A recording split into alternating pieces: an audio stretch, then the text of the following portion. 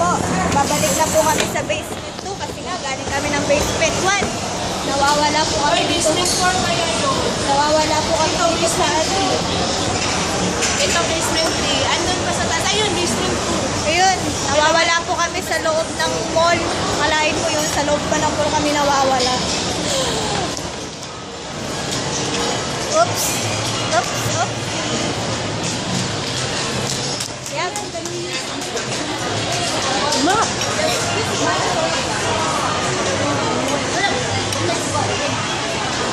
Balik na lang kami dun sa Pwede basement 2. tayong gumamit ng dictionary.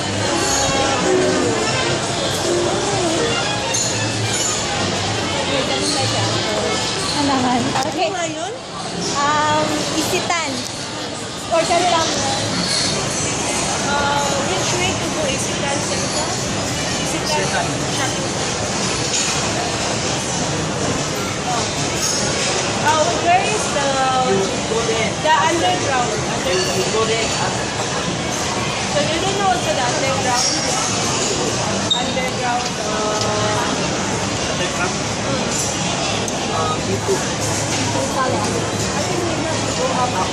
Yeah. Thank you. Ayun po. Yeah. Nag-English po si pare ko eh. Nosebleed. Eh, hindi niya nga alam yung ano. Ay, naku. Problema ko malaki talaga noo ko. Nagtatrabaho sa loob. Hindi niya nga alam kung saan yung isitan.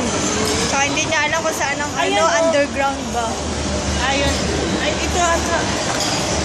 Yun na yata eh, yung ayon. Ano ba yun? Ayan, ano ba ang tawag dyan? Ito, B2.